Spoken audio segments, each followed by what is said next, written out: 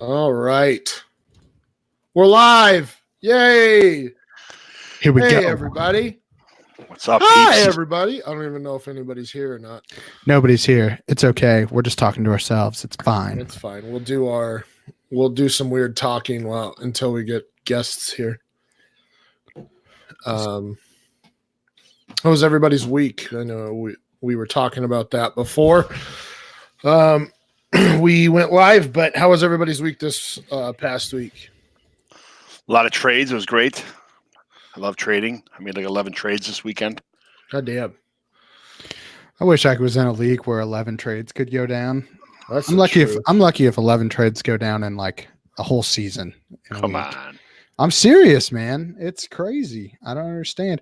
Part of it is I have too many leagues this year, so I'm not sending as many trades out. And I always say if you want to make a trade, you have to initiate it because other people don't. So I am part of the problem. So I'm definitely part of the problem too. I'm also get very, very irritated with my home leagues about how they value players because I got a trade offer. It was like I needed a running back and I got Matt Breida and no, I can't remember his name. Malcolm Brown offered to me for Kenny Golladay. And I was like, what? I don't understand why this is even a question. Obviously, you want Matt Breida if you can get him. Well, and this guy was a 49ers fan, and I was like, you asked too much for Matt Breida. Like, that's ridiculous. Right. And then Matt Breida decided to go off that week, and he's like, oh, I asked too much for Matt Breida. And then the past 2 weeks, he hasn't done anything. And I'm like, yeah, you asked too much for Matt. Like, I don't know what else to tell you. I don't know what else to tell you here. So yeah, my main home dynasty league is just absolutely ridiculous with how they value players, and I can't get anything done because every time like I get somebody tries to make fun of me for the offers I send, and I'm like, you're kidding, right? Like, it's not like I don't know what I'm doing here. You guys just seem to overvalue your players like crazy. I feel bad because I really kind of do my research and I send out pretty fair trades. And then people are like, you got to be kidding me. That you're ripping me off or that's bullshit or, But I think I put this on Twitter and I think you commented on it, Ethan. But one of my trades was Nick Chubb, Drew Lock, and Damian Harris was one side. So Nick Chubb, Drew Lock, and Damian Harris.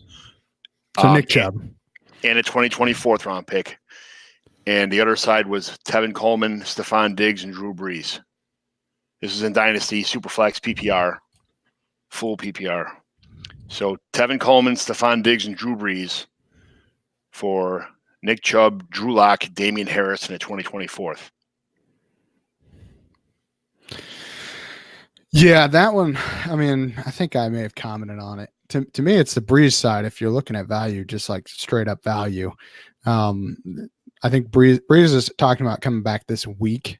If he comes back this week, it's kind of a no-brainer that, he's going to give you at least a good chunk of the season left. I love Nick Chubb, so this is hard because I think if I'm competing this year, I'm probably not trading Nick Chubb regardless. But I mean, I think that's the value wise, it's pretty close. Drew Lock is a non-factor. They're talking about him not even getting reps this year. They don't seem to be happy with him, and he could be replaced next year with how badly they're playing. Damian Harris, I thought he looked pretty good in the 2 snaps that he got when the Patriots were up by 33 points. So, yeah, he looked good, but again, he's not getting any reps, so he's not really providing you with anything. The 4th is a throwaway pick. It's right. It's a pick to make you feel good. I mean, it's really Chubb for those 3 guys, and I think this year it's probably that side, and in any other setting, long term wise, it's Chubb for me. Yeah, it's Dynasty, and I have 7 quarterbacks in my roster, so goddamn.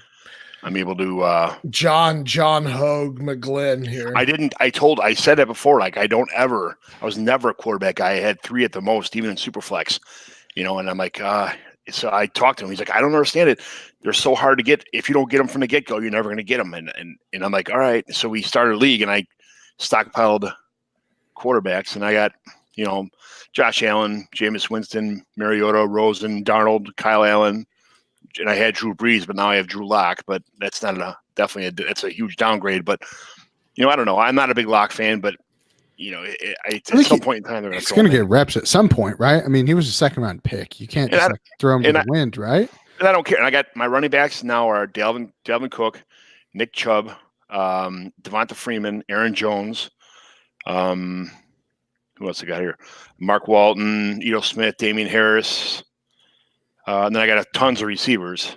So I just traded, and I made another trade right after that, which was so here's which side would you take? Devonta Parker, Irv Smith Jr., or Hayden Hurst, a 4th and a 5th round pick? I mean, it sounds like a no-brainer to me, but I think that's Irv Smith pretty easily, in my opinion. 100%. That's what I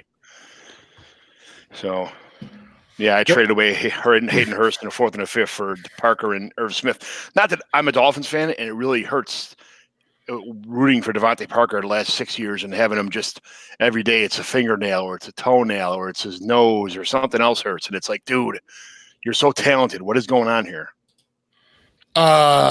He doesn't work hard. I don't know. I actually don't know that. You can't know that. I don't know that. He doesn't work hard. He's terrible. That was purely based off of what Adam Gase had to say. And after Monday night's game, I don't think you should probably be listening to Adam Gase about players. We didn't formally intro this podcast. We just decided to start talking trades here. What's up, everybody? You are listening to the live show, watching the live show, what have you. I'm obviously Sam Stompy Lane at FF Stompy on Twitter. I am here with Ethan Turner, at eTurnerFF_PT, our local doctor, if you will, and John McGlynn at JohnMcGlynn75 on Twitter. How's it going today, gentlemen? Going fantastic, guys. It's every day's do a podcast is a great day. Looks like we have a couple listeners in the chat. What's going on, guys? I know Bill's in there, and then we have Panda Havoc also as well. I apologize. I do not know your real name, Panda Havoc. But before we get actually started into this podcast, I want to talk to you about another DLF podcast, Commission Impossible. Legendary league commissioners Ryan McDowell and Scott Fish explore the ins and outs of running fantasy leagues. They share their vast experiences, discuss innovative league ideas and formats, and help elevate the game to a whole new level. And if you guys are not asking, if you're a commissioner and aren't listening to this or asking for their advice or aren't in one of their leagues, you really need to listen to this podcast because they have put together some outstanding leagues, very fun leagues, new league ideas. So if you're a commissioner of any league, you definitely need to be listening to Ryan McDowell and Scott Fish. It's one of my favorite shows. I'm the commissioner of tons of leagues. So I send them questions all the time. They answer my questions. They're good about getting back. That is one of my favorite podcasts. All right. So I think we probably should start with, since we don't really have very many questions as of yet, and we are waiting for them in the chat, but we should start with our Thursday night preview.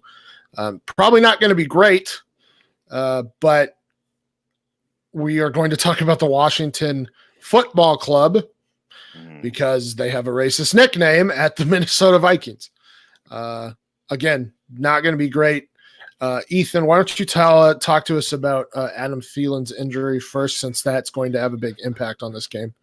Yeah, that is. Thielen, the problem with Thielen is that he's dealing with this hamstring strain, and on a short week that he just hasn't had enough time to really recover from it. Kind of a crazy touchdown catch that that he got hurt on there. So he has already been ruled out for this game. So luckily you don't have to worry about if you should or shouldn't play him. You just sit him on your bench. It's a disappointment because obviously you want him to play, but he's already been ruled out. So you just kind of roll with it there. It's one of those things where I think it makes a lot of sense to give him the break. He's going to get 10 days rest. So that's actually what you want with something like this. If they don't rest him and he hurts himself even worse, then you're looking at really just a disappointing rest of the year as opposed to just missing one game. You'd rather him just miss the one game and get back right, especially on a short week where he probably wasn't going to produce a ton anyway. And so, I mean, it sounds like it's not very serious, but like you said, I mean, soft tissue injuries always kind of linger. Do you think what effectively amounts to a 2-week rest he will be okay moving forward? I think if it's a minor strain, he should be fine. Okay. Yeah, it should be something that really bothers him too much. The biggest concern is when he first comes back. So you're going to know. And there's no way. Hamstring strains are one of those things that there's really no way to know until you're running at full speed again. So you kind of just have to kind of hold your breath. And it's like, okay, he's playing. Let's see how he gets through. If he makes it through one game, fine, then it shouldn't really bother him much after that. While we're on the topic of injuries, Darius Geis should be eligible to return week 10, I believe. Yes. IR stints are 8 weeks. If they decide to bring him back, which probably a big if at this point, right? Because Washington is 0-6 now. Are they 0-7? Have they had their bye? I can't remember if they've had their bye or not. They're terrible.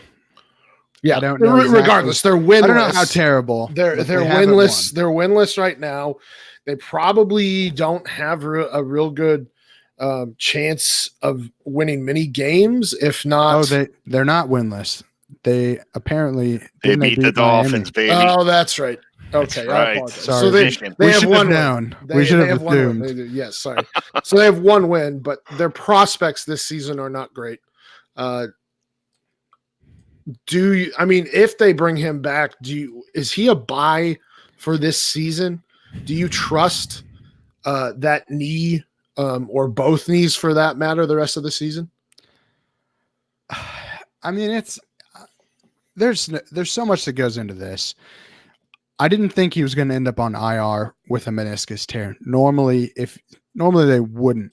Normally it's a pretty clean, easy to recover from injury. Maybe 6 weeks. Some guys come back and Michael Gallup had a meniscus surgery and he came back in 2 weeks. So the fact that was a longer recovery is not ideal. Obviously, with his history, you have to be concerned about these compensation injuries. And what is he coming back to? Is he coming back to a Case Keenum-led offense, Dwayne Haskins-led offense? What's happening with Adrian Peterson, who's he's banged up himself? If Adrian Peterson is hurt, Chris Thompson's already hurt. Mm-hmm. If he comes back and he's healthy and he's good to go, he could be a bell cow as soon as he walks back in. The question is, how long can he stay that way? As far as redraft, no, I'm probably not buying unless he's already on my team. And then obviously you don't have to buy him. But for Dynasty, I think you still have to believe. You can't give up on Darius Geis yet. We knew that a compensation injury could occur with the ACL tear coming back from that. And this is one of those situations where I really do think he was a talented back coming into the league. You just got to give him a chance to actually play. I mean, he has to play. So I just feel like, to me, Geis is a buy low in Dynasty. You can play up the injury history even more.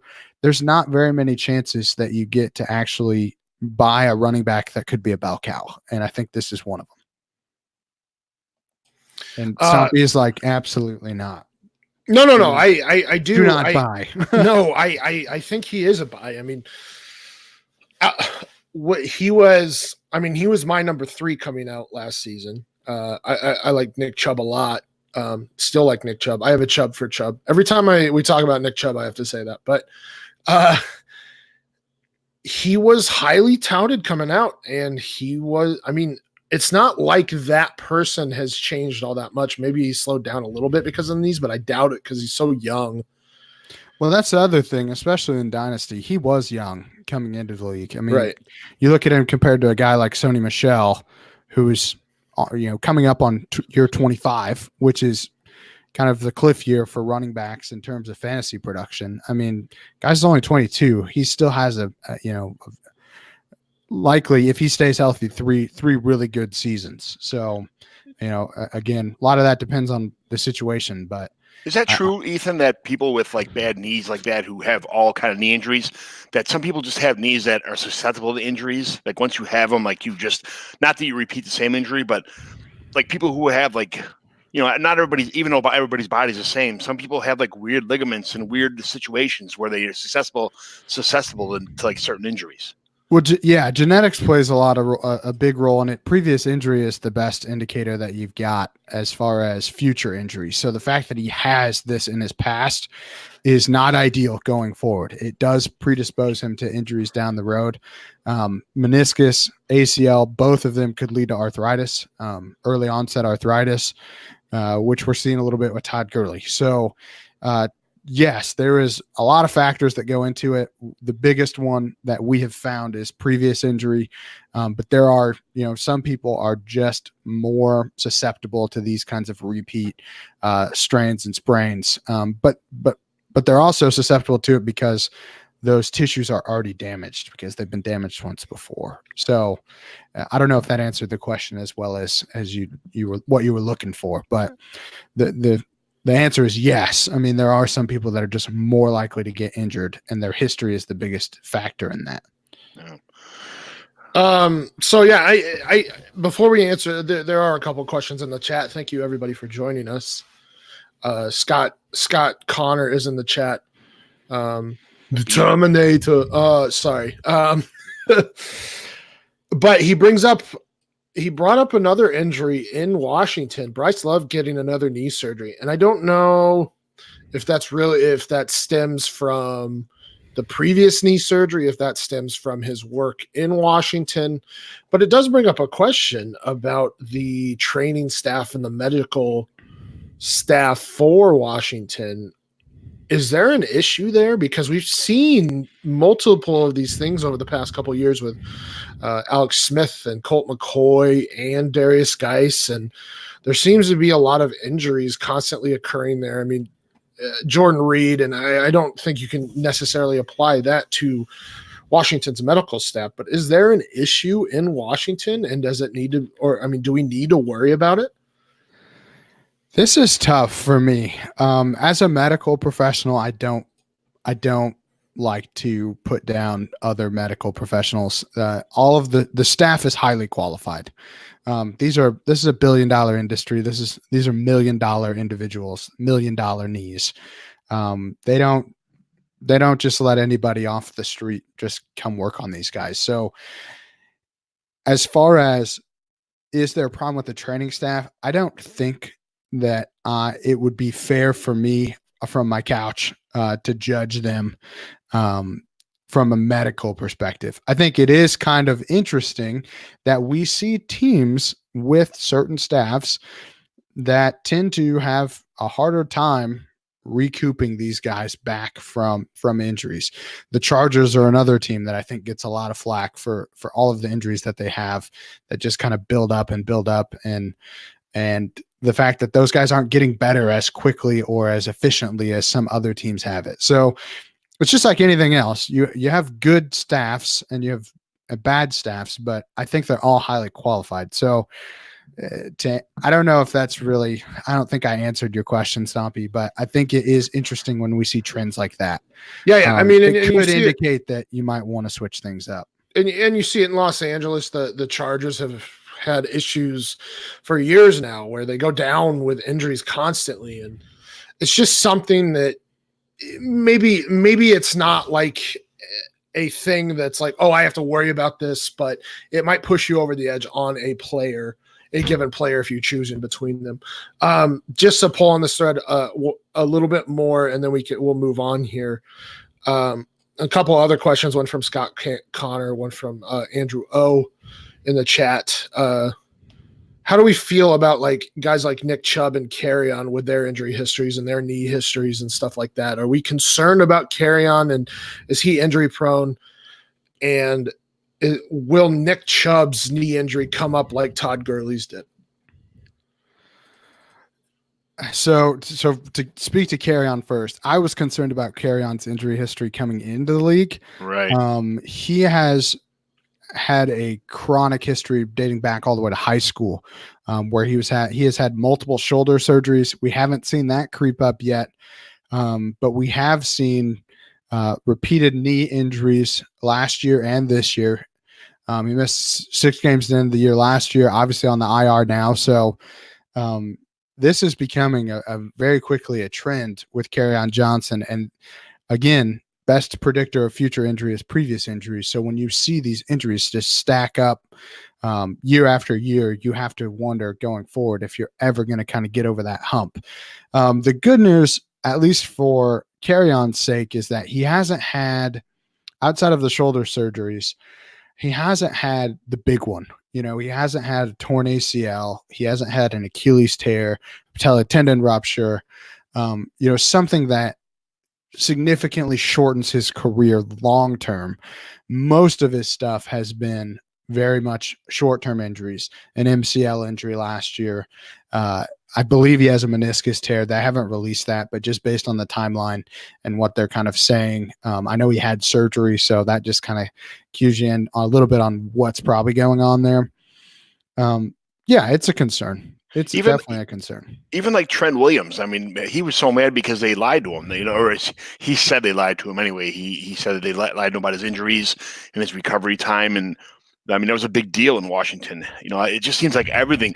I don't know of any other team in the NFL who has injury problems like the Redskins do, and still like continue to have them. Yeah, and again, I think I'm not in that training room, so I don't get to see enough to say, man, that seems like it's kind of a bad decision to do that. The infections and things, those are fluky, so I don't really take a lot of merit in that. As far as, the rehab processes, I don't know. I've never been in the Redskins training facility. I've never talked to their, rehab staff, their doctors, their PTs, their, whatever their plan is. Clearly it didn't work for Bryce Love. With Bryce Love, we knew he might need another surgery eventually. That came out this offseason that his knee was stiff and it wasn't feeling right. So, that one doesn't surprise me. Geis, again, the infections are a fluke. The meniscus is, again, you could say is a fluke. I'm not convinced he didn't have a partial ACL injury before he came into the league from an injury that he had in college. So who knows how much this is on their staff as opposed to just bad luck. All right, that's enough of putting Ethan on the spot here. Asking all of our medical questions. Ethan, I might have you look at a couple moles later for me. Uh-huh. Yeah.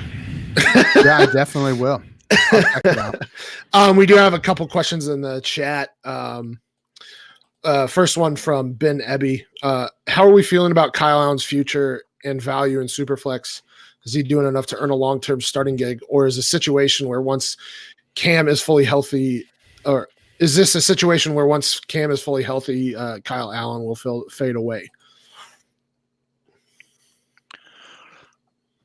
If this is on me, I'm riding the Kyle Allen train as far as it goes, and I think this is probably. I think they want to move on from Cam in Carolina. I think with his, the way he plays, his body's breaking down, the money they're going to owe him, all the factors just kind of go into like, hey, we're going to keep riding this Kyle Allen train and see how far it gets us, and unless we absolutely have to put Cam in, we're going to keep going with Kyle Allen.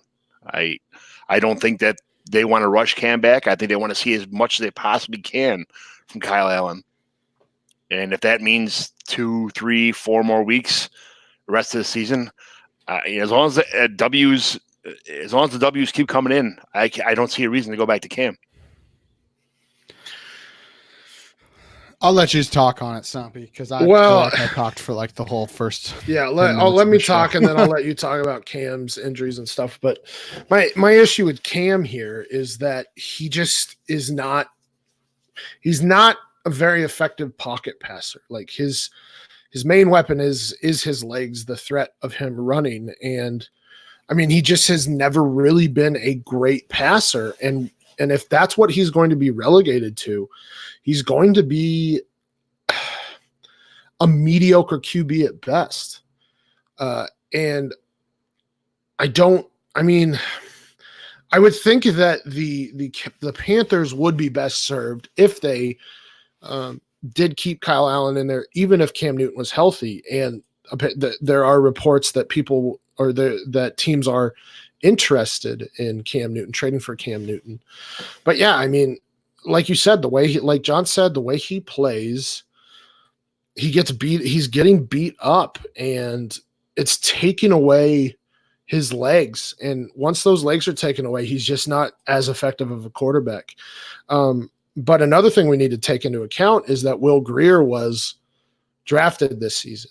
And I don't know if Kyle Allen was even drafted, but Will Grier was a lot of people's favorite QB coming out. And I don't know how much that says for this class.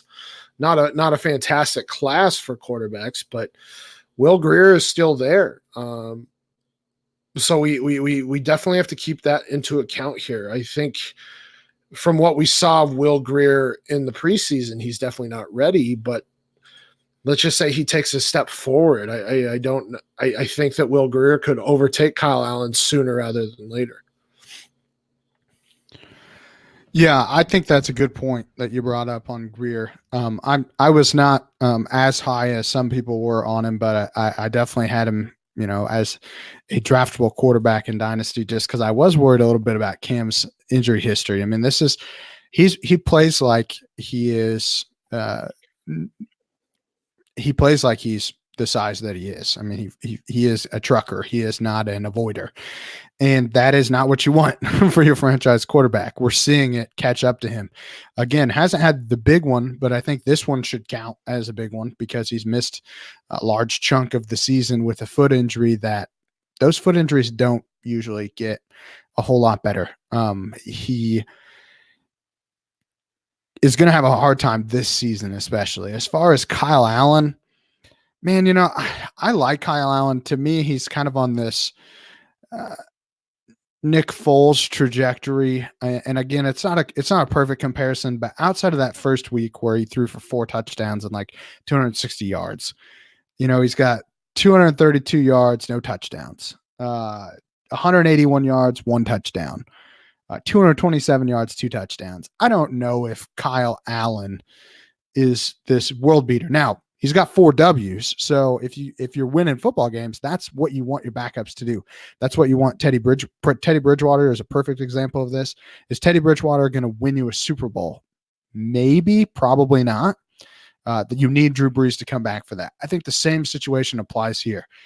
I think Carolina is a good enough team to win without Cam Newton, with a guy like Kyle Allen, who, again, hasn't thrown an interception yet. He's not losing them games, but is he winning them games outside of that first one?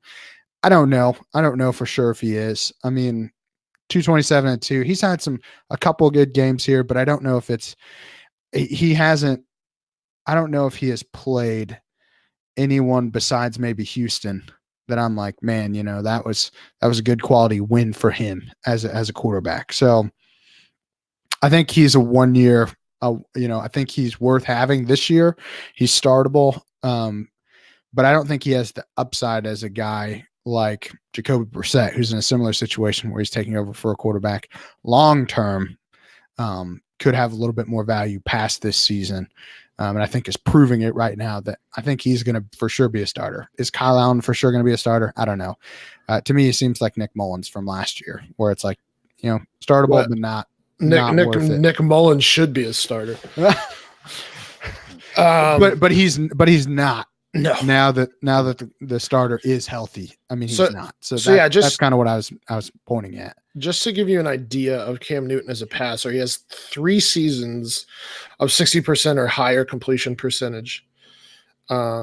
He's got 1 season over 4,000 yards, and that was in his rookie season. He has a 2.7% interception percentage, career interception percentage, and a 4.6% touchdown percentage. So you can see he's a middling passer at best. I mean, he's not.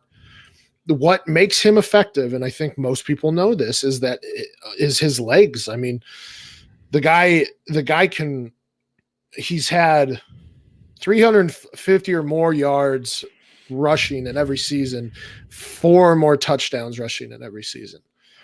So the threat of his legs always makes him more effective. But like I said, when you take those legs away, he's not nearly as scary. So that's just something to keep in mind here, is that he's getting up there. I mean, he's only 30, but when we take into account how he plays, it'll be difficult unless he changes just the way he plays and his ability to pass. He's just going to be worse and worse as it goes on, I feel. I feel he's also a guy that it's easy to get in his head. Once he starts breaking down and having a bad game, it just goes all downhill. He can't control his emotions.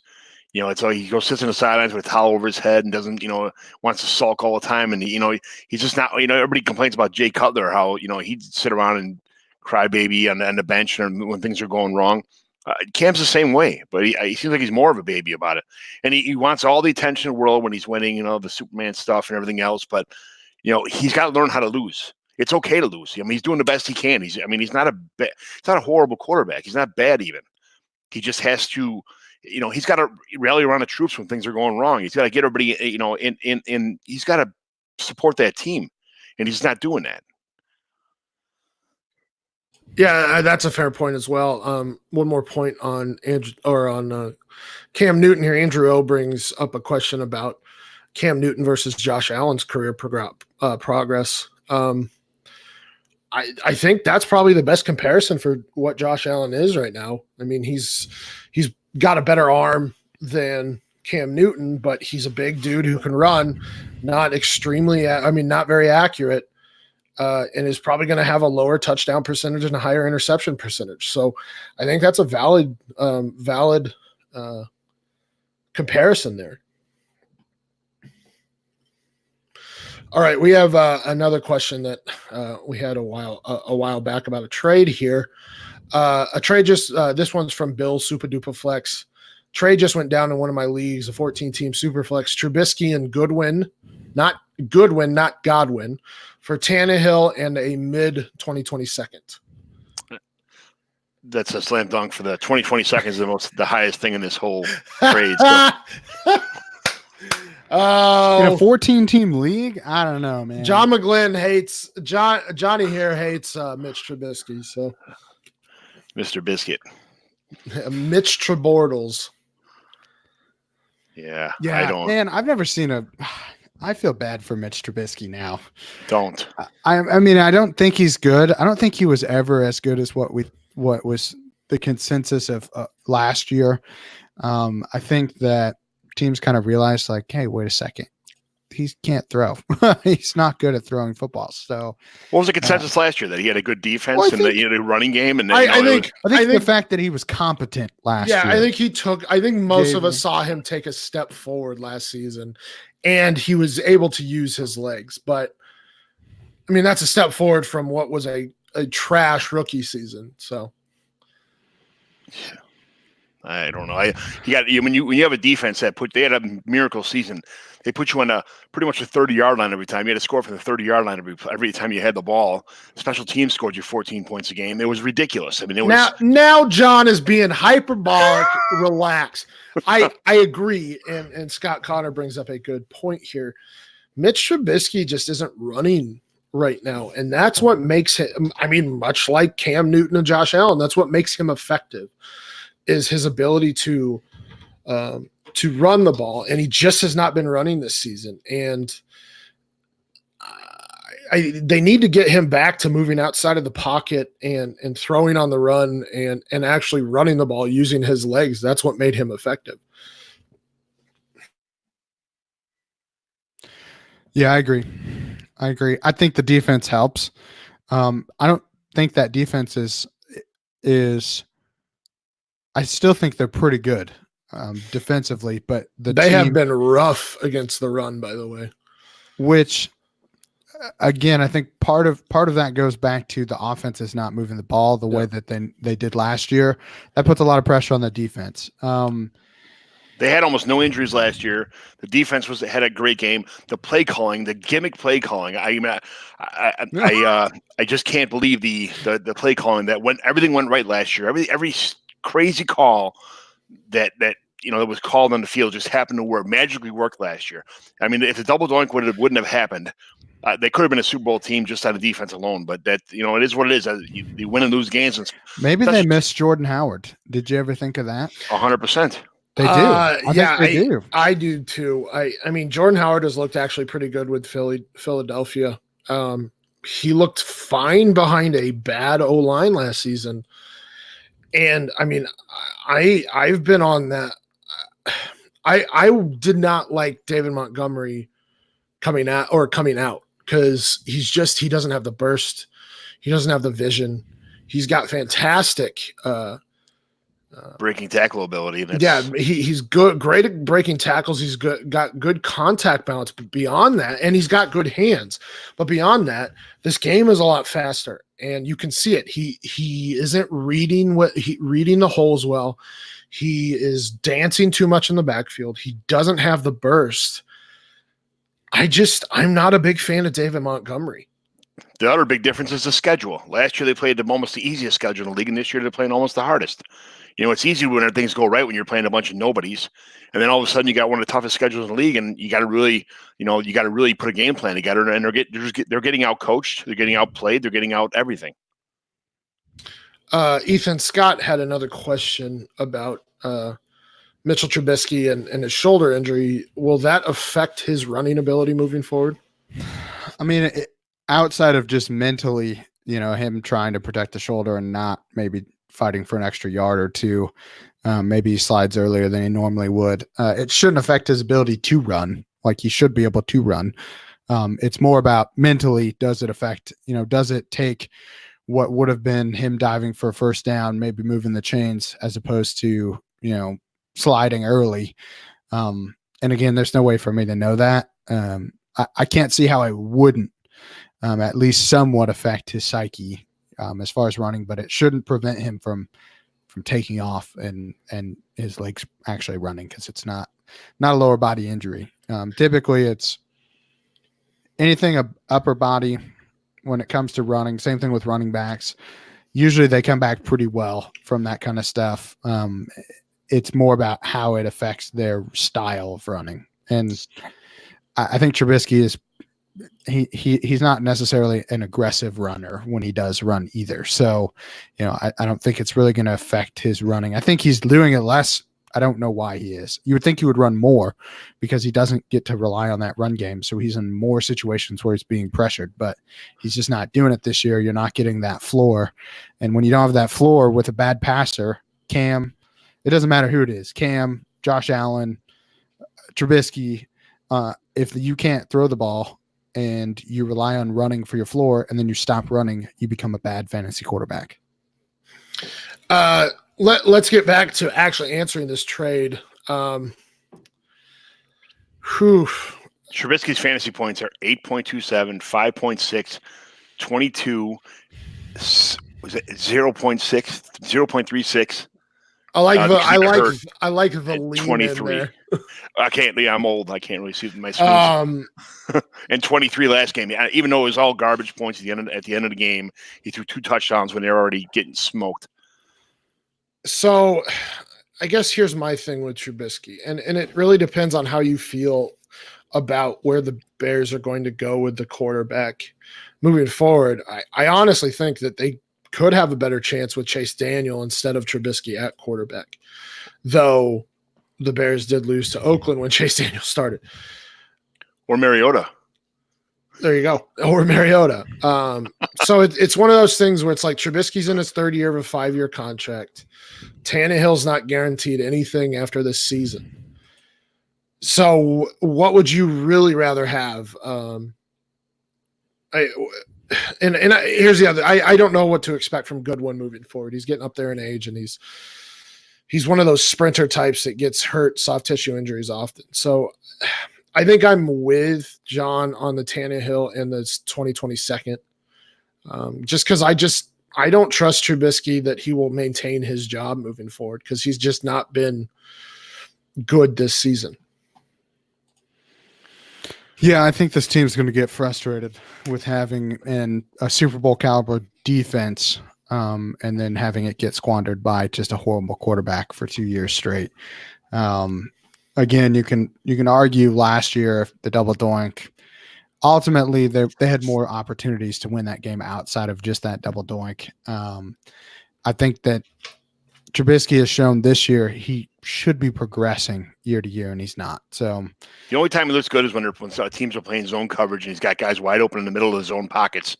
It's the only time I see him ever hit anybody that, when people are wide open right in the middle of a 4, they're right in the middle of the zone between the cornerback, the safety, and the linebackers. He hits those 15-yard little doinks when they're wide open. That's the only time I see him ever complete a pass. I would say this situation is similar to what went on with Tennessee this offseason, where I think they recognize that maybe they need a second option at quarterback that's a little bit higher caliber than what they have. And then they went out and got that guy. I think that you hear that, John? Both Johns? You hear that? Look, I'm not going to go against Mariota was the starter to start the year. That's all I was guaranteeing. But I think the team recognized that if things go sour, we need somebody that we can turn to maybe turn this thing around. We could be a playoff team if we had a better quarterback. That doesn't mean they get rid of Trubisky, but it could mean that they bring in a guy like Foles. Maybe they trade for a guy like Mullins. Maybe they trade for, I guess the point is you can always get a guy like Tannehill to come in and back him up. Where if this happens again next year, hey, we're switching gears.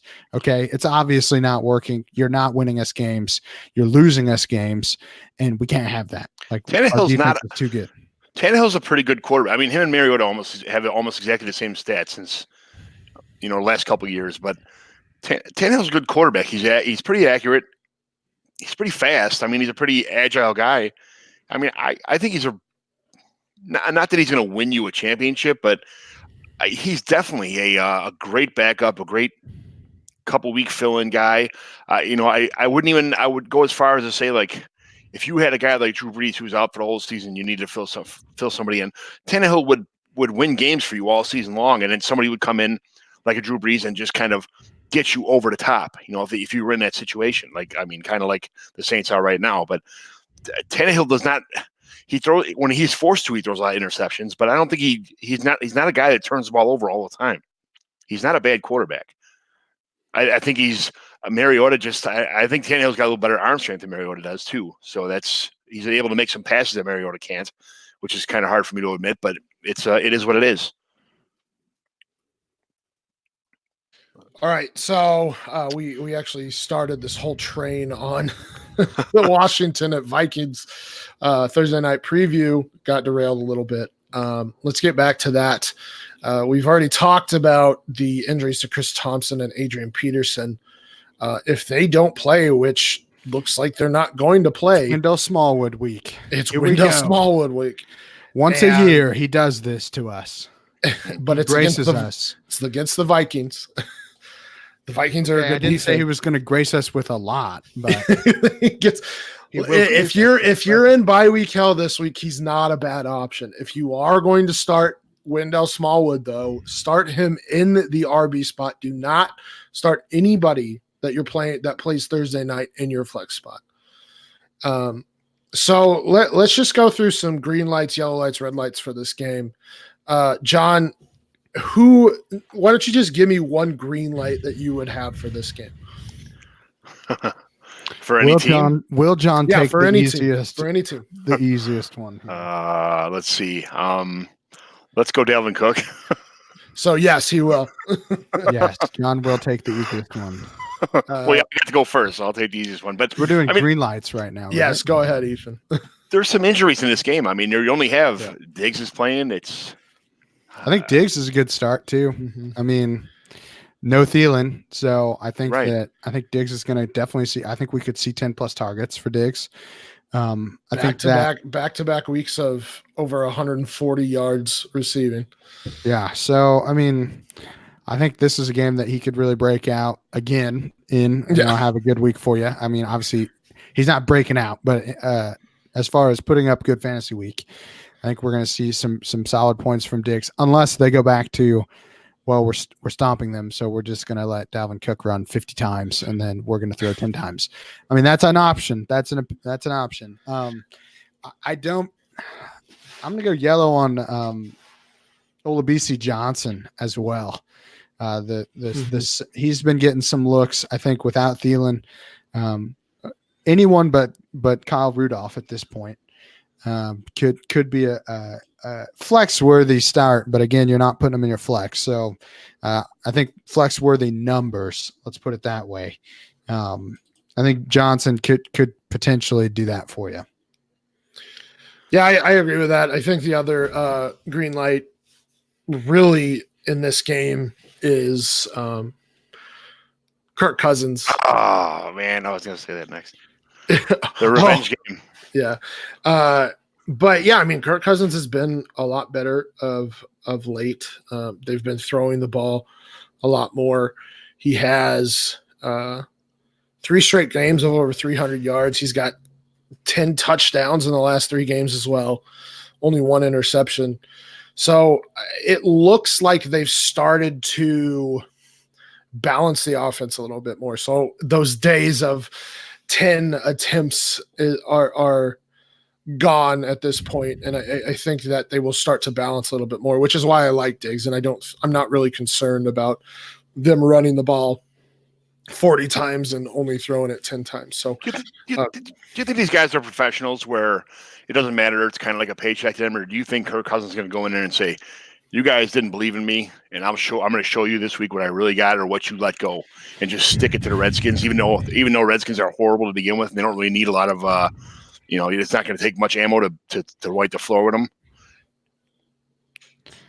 I don't believe in those games. You don't believe in narratives? I don't believe in narratives. I think Cousins could have a good case because I don't know. It's hard because how much animosity is there? They paid him way too much for like 3 straight years. I guess he could be upset that they kind of strung him along. I probably would be too. But then I would look at my paychecks that I got for those years when I was like a top 3 paid quarterback. And then I would go, you know what? Maybe they're just idiots. And I shouldn't feel bad about this. I think this is a Dalvin Cook slaughter fest. I think the game is going to run through him. I don't know if they're going to give Kirk enough opportunities to prove it. His revenge game. I don't know. I'm not a revenge game narrative person. I just don't. No, I see a big game from stuff. Big game from Alexander Madison this week. They got a good backup. They don't want to get the number 1 guy hurt. I could see Madison getting by about halftime. I could see Madison like really taking control of the second half and try to keep Dalvin Cook from getting hurt. Are there any green lights or I hesitate to say even yellow lights, but are there any green lights for Washington here? Maybe McLaurin, but I mean, that's Peterson's hurt. I mean, it's Thompson's hurt. We already talked about that. It's just a Smallwood show, and he's new to the offense. I don't know what it's Keno McLaurin, Trey Quinn. I don't know. I would say McLaurin's only one. Yeah, and I can't even say he's a green light. Yeah, we saw Marvin Jones kind of dominate last week, but other than that, the Vikings pass defense has been okay. I mean, they've given up some points to wide receivers, but not too many. but I guess if McLaurin being really the only legitimate passing option, he produces kind of regardless of matchup at this point. Even against New England, I believe he had 51 yards. So it's hard for me to say he's a green light, but I don't think anybody's really going to be sitting McLaurin in this matchup. No, and I want to say someone's got to score points, but the Redskins have been shut out already, so I don't even think they're not good. Right. In turn, you've already mentioned Olabisi Johnson, Ethan. Yeah. Kyle Senra's got a question for us. Is Alexander Madison going to be playable in this game? Absolutely. I think so too. I think it should be dominated by Minnesota to the point where Madison should get enough carries to be an okay flex option in bye weeks. I'm going to say between 10 and 15 touches for Madison in this game. And I think that against this Redskins defense, that's probably playable in most fantasy leagues. He'll probably have RB2 numbers. I mean, low-end RB2 numbers this week. Well, we'll see about low-end RB2, but at the very least, I think if you're having to play somebody like Madison in the flex, you aren't going to be disappointed here. I don't think Keenum's really startable this game, unless he's going to be throwing a ton, and if that's the case, but I think most people will be sitting Keenum regardless here. He started out fantastic and then has just kind of struggled. Of course, got benched for the rookie, but. Yeah, I mean, would you guys be willing to start? I mean, I guess this is a super flex podcast, so would you be willing to start Keenum as your QB2 this week? I don't know. Probably not. No. I don't think he's going to put up QB2 numbers. So if I can avoid it, I probably wouldn't. Yeah, I mean, after those first 3 weeks, mind you, last week he was in a rain game that was just sloppy all around. Well, yeah, I think that goes with McLaurin too. I mean, I was, we talked about how productive he's been. He only had 2 targets last week. Right. That game was, anybody who watched it would, as soon as you turned it on, you were like, well, this is going to be a running game because there's no, it's going to be ugly because it was just, the field was a mess. He's in a dome now. This week. So that's gonna, I think you're going to see a bounce back game to McLaurin. Is it, a 4 touchdown game? No, probably not. Could he be startable? Yeah, I think he probably could. He'll probably get less than 10 fantasy points. Thanks. That makes me feel good about what I just said. Yeah. Could Wendell Smallwood break out? I mean, let's not break out, but could he put up a reasonable game? If Adrian Peterson doesn't play and Wendell Smallwood is taking 100% or close to 100% of the touches and carries, could he put up a fantasy relevant game? I think he could.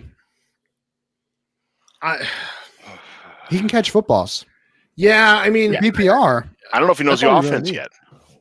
Well, I agree. If he is involved in the passing game, and he should be, I think he can. I think you need to temper expectations a lot because the Vikings have only given up the 5th fewest fantasy points to running backs this season in PPR. They've only given up 1 100-yard rushing game. They've only given up 3 double-digit fantasy point performances to running backs. So yeah, I mean, if he takes nearly 100% of the snaps, sure. I mean, he could be a good flex option, but yes, I temper expectations heavily here because I think Washington probably gets behind early and they're going to have to throw the ball a ton. I mean, I'm just thinking, okay, so if Peterson doesn't play, if Peterson plays, this is a moot point. But if Peterson doesn't play, looking at the targets and Chris Thompson doesn't play, Thompson 10 targets the first game, 8, 5, 5, 7. Then he got hurt. He only had 3 against Miami. But, I mean, if he sees more than 5 targets in a PPR and he's getting the rushing, whatever that is, even if it's 50 yards. If he gets 4 targets for 30, he's going to put up a James White stat line of 12 PPR points, which I think you're happy with. I think that's what I'm saying. I'm not saying I'm going to start him. I'm just saying I would not be surprised if he put up a reasonable fantasy week if he's the only guy there. It's understandable. I get it. I understand that there's probably going to be a lot of dump offs because receivers aren't getting open. I mean, Paul Richardson has been out for the last couple of weeks, right? So I don't think he's going to make a big difference this game. I don't know what I don't know. Besides McLaurin, they don't have anything else. Jeremy Sprinkle. Oh, that's right. I forgot about him. Damn. Yeah, I don't expect a lot from this game. I think I agree, Ethan, but at the same time, it's just one of those things where it's like it's the third, fourth string running back at this point. I don't know how involved he will be. If they were running the ball, sure, but it's just one of those. Does Keenum trust him? So yeah, he could, like I said, he could put up flex worthy numbers. It's just one of those temper your expectations because yes, volume is king in fantasy, but quality volume is more king than fantasy. Didn't they just sign somebody else today too? I do not know. I don't know. I could have sworn I seen on the waiver wire this afternoon. I should have wrote it down, but it sounds like maybe Chris Sims or not Charles Sims. Well, that's just Wendell Smallwood and with a different name.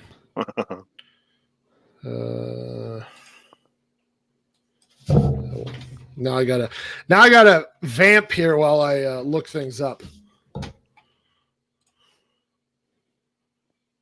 I got nothing.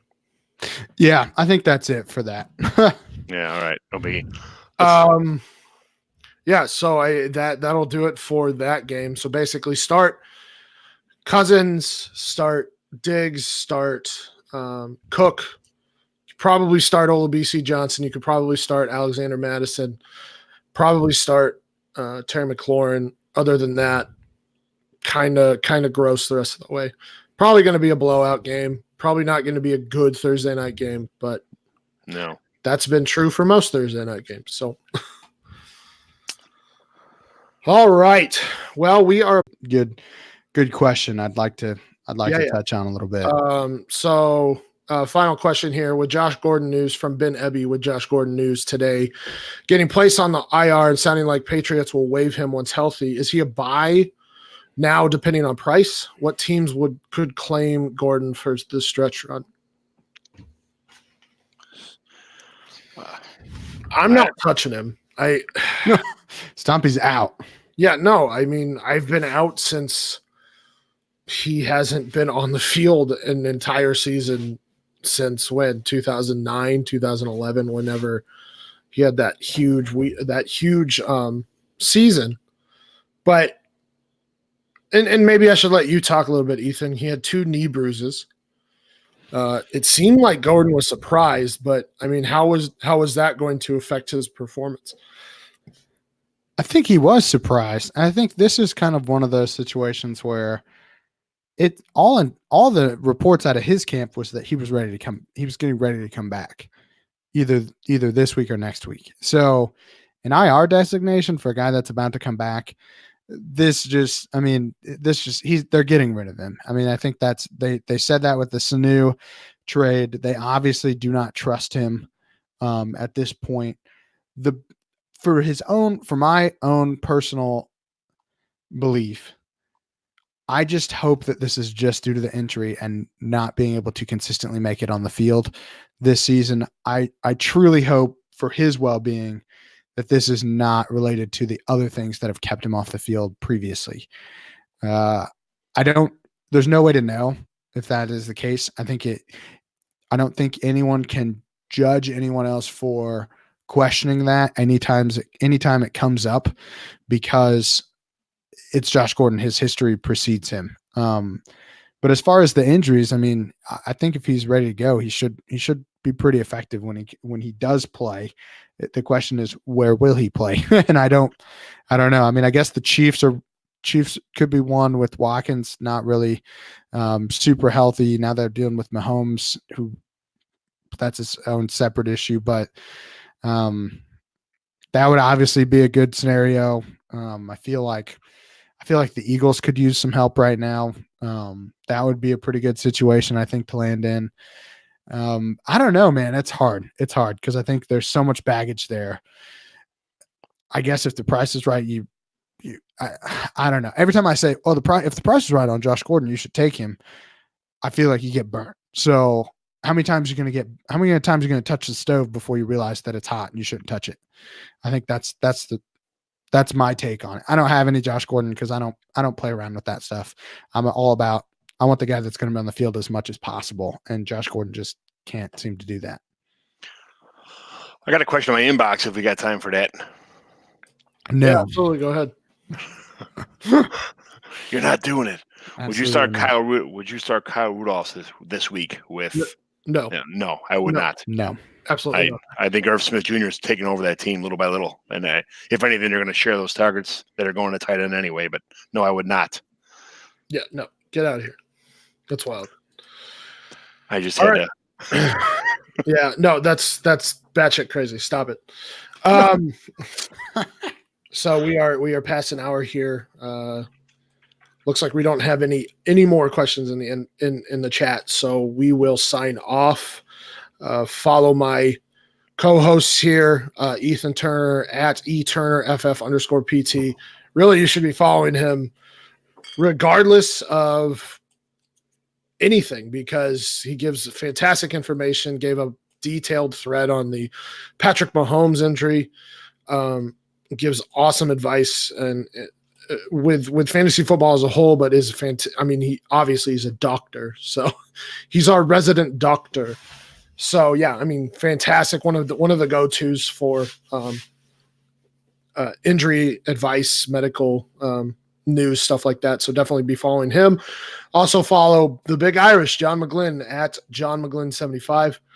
I'm really excited to have him on over the past several weeks. He's been a fantastic addition to the Superflex Super Show family. Follow the podcast at Superflex Show. We always try and retweet polls or questions, answer questions, whatever you need. So always tag us in those polls and those questions as well, and we'll try and get to those. You can follow me at FF Stompy. Don't forget to subscribe to this show, either on the DLF family of podcasts or on its own podcast feed. We do 5 episodes a week.